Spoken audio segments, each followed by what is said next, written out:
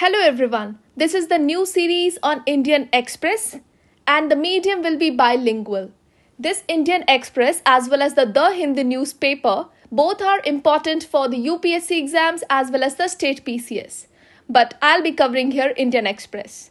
And the plan is only the important editorials will be discussed. Like can consider that कि जनवरी से लेके अब तक हम एडिटोरियल्स डिस्कस करेंगे एंड जो भी यहाँ पे डिस्कस होगा वो आपके लिए इंपॉर्टेंट होगा for UPSC mains, for state PCS mains and even for UPSC prelims because आपको क्वेश्चन स्टेटमेंट वाइज मिलते हैं यूपीएससी प्री में भी एंड यूपीएससी मेंस में तो आपसे डायरेक्ट क्वेश्चंस पूछे जाते हैं.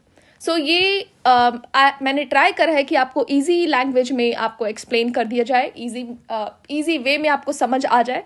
So let's start. ये है कल का एडिटोरियल. मीन्स ऐसा नहीं है कि आपको डेली एडिटोरियल मिलेगा. जो भी इम्पॉर्टेंट एडिटोरियल्स हैं जिसकी पॉसिबिलिटी है वो आपको यहाँ पे एक्सप्लेन करके इजी वे में प्रोवाइड किया जाएगा. So let's start. Internationalisation of rupee. अब इसका मतलब क्या है? रुपी का इंटरनेशनलाइजेशन. तो हम इसमें देखेंगे कि रुपी के इंटरनेशनलाइजेशन से क्या क्या बेनिफिट्स हैं, क्यों इसको करने की ज़रूरत है और जो वर्किंग ग्रुप है उसने क्या क्या मेजर्स सजेस्ट किए हैं. So recently RBI's IDG, that is International Departmental Group, stated that India has a potential to become an internationalized currency. तो ये जो डिपार्टमेंटल ग्रुप है इसने बोला है कि इंडिया में पोटेंशियल है to become this internationalized level currency और इंटरनेशनल लेवल करेंसी.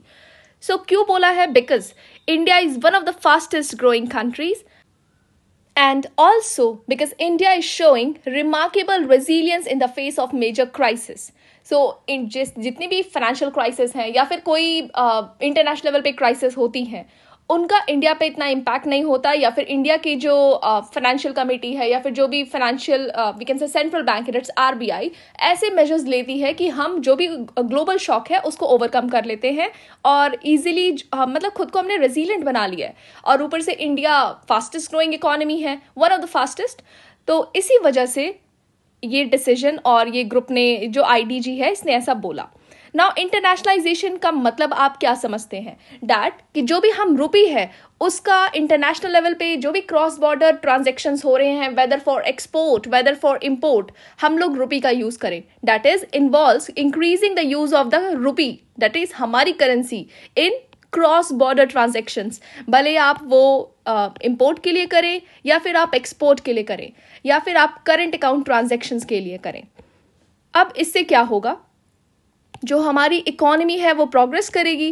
हम लोग वैसे तो हम एडवांटेजेस में देखेंगे इसके impact but still.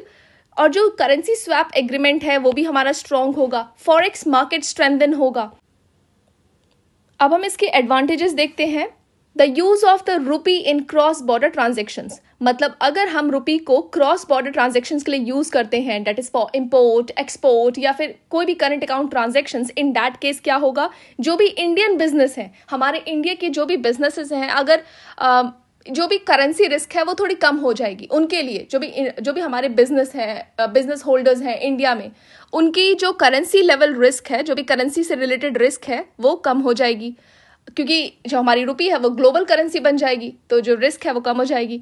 Then protection from currency volatility, that is also it reduces the cost of doing business. हमारी जो करेंसी है वो स्ट्रांग हो जाएगी, वो वॉलेटाइल नहीं रहेगी.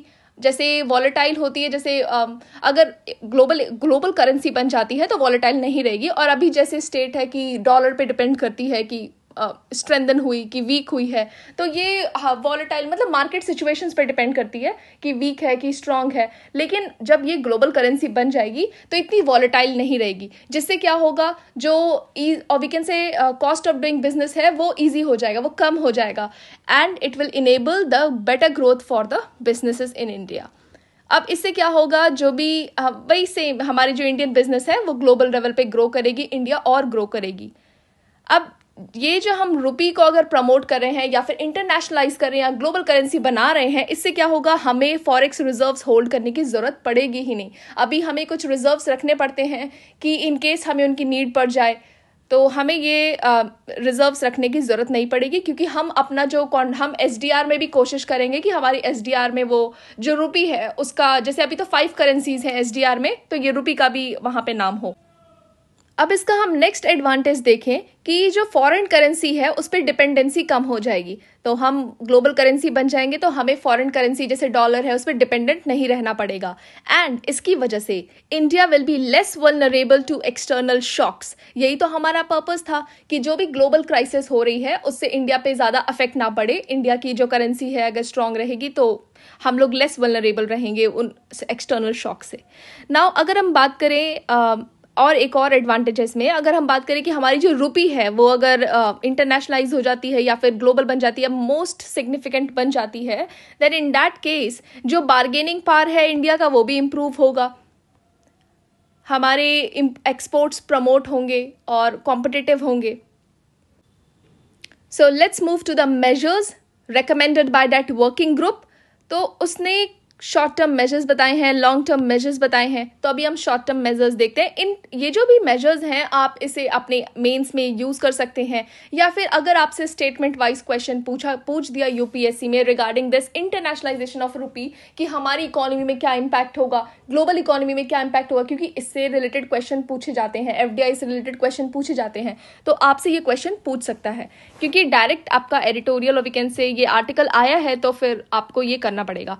नाउ शॉर्ट टर्म मेजर्स की बात करें तो इससे क्या मेजर में क्या बोला है कि हमें एक स्टैंडर्डाइज्ड अप्रोच फॉलो करना चाहिए रिगार्डिंग व्हाट। अगर हम कोई पेमेंट या सेटलमेंट कर रहे हैं रुपी में, लोकल करेंसीज में, तो उसमें एक स्टैंडर्डाइज्ड अप्रोच फॉलो करना चाहिए। और जो भी एनआरआईज हैं, चाहे वो इंडिया में हैं या फिर आउटसाइड इंडिया है, उनको इनकरेज करो कि वो रुपी में अपना अकाउंट खोलें, opening of the rupee accounts. Okay, then integrating Indian payment systems with other countries. जो हमारे इंडियन का पेमेंट सिस्टम है उसको हम डिफरेंट कंट्रीज के साथ इंटीग्रेट करेंगे, और इसकी वजह से जैसे हम एक्सपोर्ट कर रहे हैं, इंपोर्ट कर रहे हैं, तो वो इंटीग्रेट रहेगा, तो हमारे ये जो ट्रांजेक्शन्स हैं प्रमोट होंगे। और ये एक मेजर बोल सकते हैं in the direction of strengthening our rupee और making it a global currency. Now, also adopting a standardized approach for examining the proposals on bilateral, multilateral trade arrangements। तो अगर कोई भी बायलेटरल या मल्टीलेटरल ट्रेड में हम इंगेज हो रहे हैं तो उसको अच्छे से एग्जामिन करें, प्रॉपर स्टैंडर्ड को फॉलो करके हम जो भी अप्रोच है उसको फॉलो करें ये ट्रेड करने से पहले। ना जो भी हमारा फाइनेंशियल मार्केट है उसको स्ट्रेंथन करें, this rupee market, financial market, by fostering a global 24x5 rupee market. Remember यहाँ 24x7 नहीं है, 24x5 रुपी मार्केट। सो अगर हम ये प्रोवाइड करेंगे 24x5 रुपी मार्केट तो हमारा फाइनेंशियल मार्केट स्ट्रेंथन होगा। Then next long term measure. Long term measure क्या है? Efforts should be made for the inclusion of our currency in the international monetary funds SDR. SDR सबको पता है, special drawing rights. इसमें in total 5 currencies हैं, तो हम ये कोशिश करेंगे कि हमारा जो रुपी है वो भी इस एसडीआर का पार्ट बने।